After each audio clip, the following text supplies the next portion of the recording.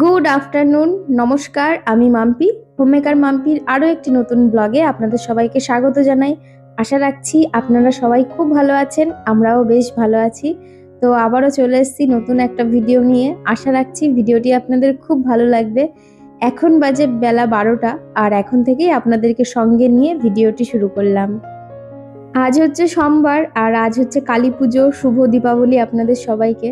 যদিও ভিডিওটি হয়তো অনেক পরে যে আপলোড হবে, তো যাই হোক, সকালে ঘুম থেকে উঠে সমস্ত কাজ সেরে স্নান করে নিয়েছি। তারপরে সোজা চলে এসেছি রান্নাঘরে। ওদিকে সমস্ত সবজি তরকারি যা যা ছিল সব কেটে গুছিয়ে নিয়েছি। তার সঙ্গে এদিকে আমার ভাত আর ডালটাও প্রায় হয়ে গেছে। আজকে যেহেতু সোমবার, আর ওই যে যথারীতি আজকে নিরামিষই রান্না হবে। আজকে করছি মুগের ডাল, তার সঙ্গে অনেকদিন পর বাড়িতে পুঁই শাক রান্না হবে আজকে। এই ভিডিওটি হচ্ছে গত সোমবার কালী পুজোর দিনকের। আমি ভিডিও তুলে রেখেছিলাম, তবে ভিডিওটা আমার এডিট কমপ্লিট হয়েছিল না, যে কারণে আমি আপলোড করতে পারিনি। আসলে আমাদের এখানে যেহেতু বাড়ির পাশেই পুজো হয়, মাইক বাজে সব সময়ের জন্যই, তো কপিরাইট ক্লেম আসবে, সেই কারণে আমি ভয়েস দিতে পারছিলাম না, যে কারণে আমার এডিটও কমপ্লিট হয়নি আর ভিডিওটাও আপলোড করতে পারিনি। তাই ভিডিওটা একটু লেটে আসছে। পুজো পুজো পুজো, সব পুজোগুলোই এক এক করে সব শেষ হয়ে যাচ্ছে। দুর্গা পুজো, তারপরে কালী পুজো, এবার শুধু জগদ্ধাত্রী পুজো রয়েছে। আর তো কয়েকদিন রয়েছে, আর 7 দিনও নেই। তারপরেই জগদ্ধাত্রী পুজো, তারপরেই ব্যাস সব পুজোর মরশুম চলে গেল। আবারও সেই 1 বছরের অপেক্ষা, তারপরে আবার সেই পুজো আসবে। এবার তো তাও পুজো অনেক তাড়াতাড়ি হয়ে গেল, মানে দুর্গা পুজো, কালী পুজো, তার পরপরই সব তিথি অনুযায়ী পরপর পুজোগুলো যেহেতু পড়ে, এবার প্রায় 3 সপ্তাহ মতো এগিয়ে এসেছিল পুজো। যার ফলে একটা জিনিস তো ভালো হয়েছে, সেটা হচ্ছে বাবুদের পরীক্ষা। প্রত্যেক বছর জগদ্ধাত্রী পুজোর ভাসানটা শেষ হতে নাই হতেই ওদের পরীক্ষাটা শুরু হয়ে যায়। যার ফলে পরীক্ষার চাপ যেহেতু মাথার উপর থাকে, পুজোটা সেইভাবে উপভোগ করা যেত না। তবে এবার আর সেরকম বিষয় নেই, কারণ এবার পরীক্ষাটা অনেক পিছিয়ে রয়েছে, যেহেতু পুজো এগিয়ে এসেছে। মানে ওই জগদ্ধাত্রী পুজোর পরেও অনেকটা হাতে সময় পাওয়া যাবে, যার জন্য এবার একটু চিন্তামুক্তভাবে জগদ্ধাত্রী পুজোটাও উপভোগ করা যাবে। যাই হোক, এদিকে কথা বলতে বলতে আমার তো ভাত ডাল সব হয়ে গেছে। একটু পাঁপড়টাও ভেজে নিচ্ছি, তারপরে ওই কড়াইয়ে তেলের মধ্যে তরকারিটা বসিয়ে দেব। তো আগে পাঁপড়টা ভেজে আগে একটু ঠান্ডা হয়ে যাক, তারপরে একটা কৌটোর মধ্যে করে রেখে দেব, তাহলে একদম মচমচাই থাকবে। তো যাই হোক, আজকে অনেকদিন পর বাড়িতে পুঁই শাক এসেছে। আমার ছেলে আর বিজয় কবে থেকেই বলছিল পুঁই শাক খাবে, তবে আমার ছেলে বলছিল মাছের মাথা দিয়ে পুঁই শাক খাবে। তবে আজকে যেহেতু সোমবার নিরামিষ, তো সেই জন্য মাছের মাথা দিয়ে না করলেও নিরামিষ করেই করছি। আর এই পাঁচমিশালি সবজি দিয়ে পুঁই শাক রান্না করলে আমার তো ভীষণ ভালো লাগে, তবে বিজয় আর ছেলেও বেশ ভালো খায়। এমনিতেও আমি সবজি বা নিরামিষ তরকারি খেতে ভীষণ পছন্দ করি। আমার এই হলেই ভাত খাওয়া হয়ে যায়, আর কোনো কিছুর প্রয়োজন পড়ে না। যদি পুরোপুরি আমার হাতেই সব কিছু থাকতো, তাহলে পরে তো আমি কবেই মাছ মাংস খাওয়া ছেড়ে দিতাম। তবে ওই যে আমি বললে তো হবে না, আমার ছেলে আর বিজয় ওরা যে মাছ মাংস খেতে কতটা ভালোবাসে সেটার আর কী বা বলবো। তবে বিজয় তো মাছের পোকা একেবারে, ও যে কোনো মাছ খেতেই ভীষণ পছন্দ করে। আর আমার ছেলে আবার মাংস খেতে ভীষণ পছন্দ করে, তার পাশাপাশি কিছু সিলেক্টেড মাছ রয়েছে যেগুলো আমরা সচরাচর বাড়িতে খাই, সেই মাছগুলো খেতেও ভীষণ পছন্দ করে। তবে বিজয় আবার নিত্য নতুন মাছ খেতে বেশি পছন্দ করে। 2 দিন আগেই আমাকে বলছিল আমি বাজার থেকে লোটে মাছ এনে দেবো, আমাকে রান্না করে দেবে। যদিও আমি অনেক দিন আগেও একবার রান্না করে দিয়েছিলাম, বললাম অবশ্যই হেনো, আমি রান্না করে দেবো, কেন করব না। তবে লোটে মাছ রান্না করলে না, পুরো ঘরবাড়ি একেবারে মাছের গন্ধ হয়ে যায়। জানি অনেকেই শুনে আবার রাগ করবেন, কারণ আমি এটা খুব ভালো করে জানি অনেকেই লোটে মাছ খেতে খুব পছন্দ করেন। বিজয়েরও খুব পছন্দের একটা মাছ, সেটা হচ্ছে লোটে মাছ। তবে আমরা কোনোদিনও খাইনি, মানে আমার বাপের বাড়িতেও কোনোদিন খাওয়া হতো না, আর আমি তো খাইই না। আমার বাবা মা যাও বা কিছু কিছু মাছ এমন আছে যেগুলো তারা খায়, আমি তো তাও খাই না। তো মাছে আমার ভীষণ বাছ। আমাদের বাড়িতে তো সোমবার আর শনিবার আমি তো নিরামিষ রান্না করি। তবে আমি যখন বিয়ে হয়ে বাতকুল্লায় গিয়েছিলাম, আমার শ্বশুরবাড়িতে কোনোদিনও ওরা নিরামিষ খেত না। ওদের প্রত্যেক দিনই কম বেশি মাছই হতো, আর সবজিপাতিও সেরকম খেত না ওরা, মানে তরি তরকারি আর কি। মাছটাই ওরা বেশি খেত। তবে আমি এই কৃষ্ণনগরে বাড়ি করার পরেও সেরকম নিরামিষ টিরামিষ, মানে সোমবার শনিবার মানবিজটা করতাম না। তবে ছেলে হওয়ার পরে ছেলের মানত করা ছিল জামালপুরে, এখানে শিব মন্দির রয়েছে, তো ওখানে মানত করা ছিল। ওখানটায় পুজো দিয়ে আসার পর থেকে, তারপরের থেকে প্রায় আজ 12-13 বছর হয়ে গেল, তখন থেকে সোমবার আর শনিবার এই দুটো দিন আমরা নিরামিষই খাই। এদিকে আমার পুঁই শাকের তরকারিটা প্রায় হয়ে গেছে, মানে সব সবজিগুলোই সেদ্ধ হয়ে গেছে। আর আমি আগের থেকে একটু বাদাম ভেজে রেখে দিয়েছিলাম, সেই বাদাম ভাজাটাই আমি এই তরকারির মধ্যে দিলাম। আর আমরা বাড়িতে বেশিরভাগ সময়ই যখন এই পাঁচমিশালি তরকারিগুলো করি, সবজিগুলো করি, তার মধ্যে একটু বাদাম ভেজে দিই। তাহলে না ভীষণ ভালো লাগে, বাদামগুলো যখন ভাত খাওয়ার সময় মুখে পড়ে খুব ভালো লাগে খেতে। তো যাই হোক, এদিকে আমার পুঁই শাকের তরকারি হয়ে গেছে। একটু মিষ্টি দিয়েছিলাম, কারণ নিরামিষ তরকারি একটু মিষ্টি মিষ্টি ভালো লাগে। তারপরে একটু বেশি করে ঘি দিয়ে ভালো করে মিশিয়ে নিচ্ছি। ওদিকে গ্যাস বন্ধ করে দিয়েছি, আমার তরকারি হয়ে গেছে। এখন ওই 1:30 মতো বাজে। আজকে একটু লেট করেই রান্নাটা শুরু করেছি। স্নান করে রান্না শুরু করতে গেলে একটু লেট হয়েই যায়। যদিও আমরা দুপুরে 2টোর আগে তো খাই না। যাই হোক, এদিকে এই যে খাবার বেড়ে নিয়েছি, এখন আমরা খেতে বসবো। আর আজকের রান্নাগুলো সত্যিই খুব ভালো হয়েছিল, বিশেষ করে পুঁই শাকের তরকারিটা তো খুবই সুন্দর খেতে হয়েছিল, সবাই বলছিল। Good evening. তো আবার অনেকক্ষণ পর আপনাদের সামনে এসেছি। এখন সন্ধ্যা 6টা মতো বাজে। আমি কিছুক্ষণ আগেই সন্ধ্যা দিয়েছি।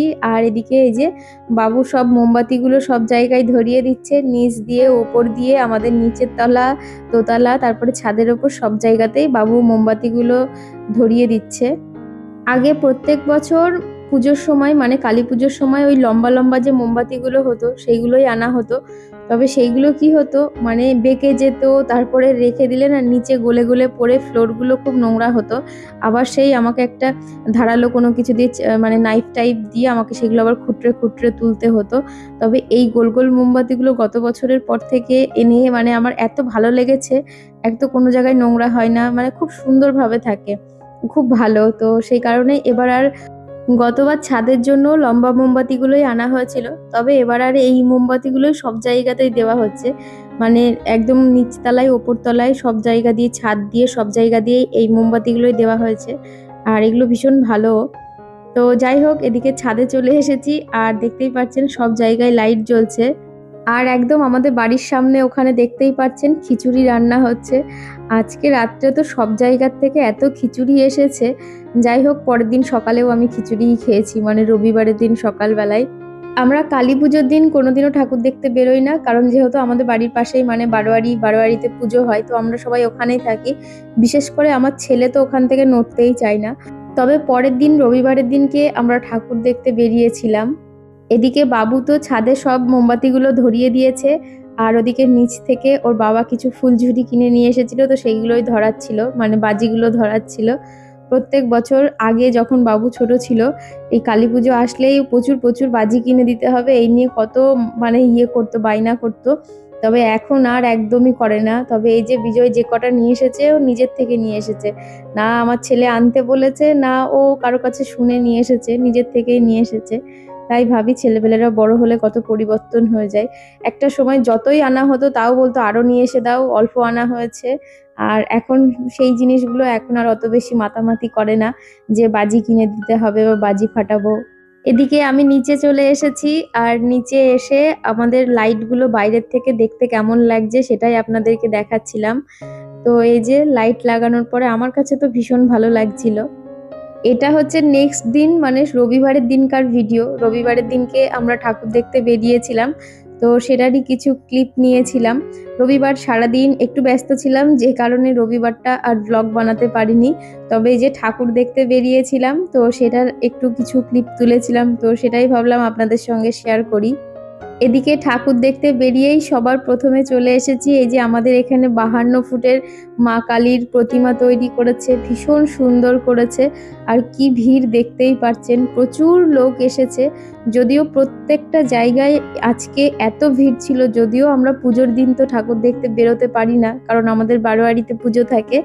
আমরা প্রত্যেক বছর কালী পুজোর পরের দিনকেই ঠাকুর দেখতে বেরোই, যদি বেরোই। তো যাই হোক, এই যে আজকে ভীষণ ভিড় সব জায়গাতেই। মেন ঠাকুরগুলোই দেখিয়েছি, খুব বেশি ঠাকুর দেখিনি, তবে মেনগুলোই দেখেছি। তবে প্রচণ্ড ভিড় ছিল। প্রথমত ভিড় ছিল, আর তার পাশাপাশি প্রচণ্ড গরমও লাগছিল। প্রত্যেক বছর কিন্তু কালী পুজোর সময় একটু ঠান্ডা ঠান্ডা ব্যাপার চলেই আসে, তবে এবছর আসেনি। এই কারণেও হতে পারে যেহেতু এবার পুজো অনেকটা এগিয়ে এসেছে, হয়তো সেই জন্য এবার অতটা শীত পড়েনি। মানে হালকা একটা শীতের অনুভূতি থাকে প্রত্যেক বছর যখন কালী পুজো আর জগদ্ধাত্রী পুজোয় ঠাকুর দেখতে বেরোই, তবে এবার আর সেরকম ঠান্ডা ঠান্ডা ব্যাপারটা ছিল না। আর আমি যে 3 পিস স্যুটটা পরেছিলাম ওটা পরে তো আমার জানি না কেন আমার প্রচন্ড গরমও লাগছিল। যাই হোক, এদিকে আমরা এখানে একটা দোকানে ঢুকেছি কিছু খাওয়ার জন্য। বাবু বলল ও চাউমিন খাবে, আর বিজয়ের আর আমার জন্য রোল নেওয়া হয়েছে। তো আমরা এগ রোল খাচ্ছি, বাবু খাচ্ছে চাউমিন। রোল চাউমিনের পাশাপাশি আইসক্রিম, ঘুগনি আরও অন্যান্য অনেক কিছুই খাওয়া হয়েছিল। যাই হোক, তারপরে এই যে আবারও চলে এসেছি প্রতিমা দর্শন করতে। আর দেখতেই পাচ্ছেন প্যান্ডেলের ভেতরেই কি পরিমাণ ভিড়, মানে প্রচুর ভিড় ছিল আর প্রচণ্ড গরমও লাগছিল আমার। আর আজকে আমাকে কেমন লাগছে অবশ্যই কমেন্ট করে জানাবেন, কারণ আমি তো মেকআপ করতে তেমন একটা পছন্দ করি না, আর মেকআপ আমি করিও না। না আমি কোনো লাইনার ইউজ করি না কোনো কিছু, অনেক রকমের অনেক কিছু আমার কোনো মেকআপ আইটেম নেই। আমি জাস্ট একটু লিপস্টিক দিয়েছি, একটু ক্রিম মেখেছি আর একটা টিপ পরেই আমি ঠাকুর দেখতে বেরিয়ে পড়েছি। অনেকেই আমাকে ভীষণ সাদামাটা বলে। তো যাই হোক, আমি এরকম সিম্পল সাজ দিতেই বেশি পছন্দ করি, খুব বেশি মেকআপ আমার একদম ভালো লাগে না। আর আমি দেখেছি আমার মুখে কেন জানি না মেকআপটা না খুব একটা মানায় না, নর্মালি আমার কাছে বেশি ভালো লাগে। যাই হোক, সবার লাস্টে চলে এসেছি মোংলাপাড়া মাঠে। এখানে তো এটা যেহেতু আমাদের বাড়ির থেকে খুব একটা বেশি দূরত্বে না, বাড়ির কাছেই, তো সেই জন্য এখানে সবার লাস্টে এসেছি। আর তবে আমরা ঠাকুরের ভেতরে ঢুকিনি, কারণ ওখানে ব্যারিকেড দিয়ে দিয়ে দল লাইন দিয়েছিল, এত ভিড় ছিল আমার আর ওই অত ভিড় টপকে যেতে ইচ্ছা করছিল না। তো পরের দিন যদি পারি পরে এসে দেখে যেতে পারবো। তো যাই হোক, এখানে একটু দাঁড়িয়ে ফাংশন হচ্ছিল, সেটা দেখেই বাড়ি চলে যাব। এই মাত্র বাড়ি এলাম, আর বাড়ি এসে আমি এখনো চেঞ্জ করিনি। আর আপনারা হয়তো টগরের আওয়াজ পাচ্ছেন, আমাদের বাড়োয়ারিতে হচ্ছে, ছেলে এখনো বাড়ি ঢোকেনি। এখন রাত 11টা বাজে, কিন্তু আমরা 8:30টার সময় ঠাকুর দেখতে বেরিয়েছিলাম। এত ভিড়, এত জ্যাম, মেন ঠাকুরগুলো দেখে চলে এসেছি। আমি ঠিকঠাক মতো ভিডিও শ্যুট করতে পারিনি, কারণ এত ভিড় ছিল।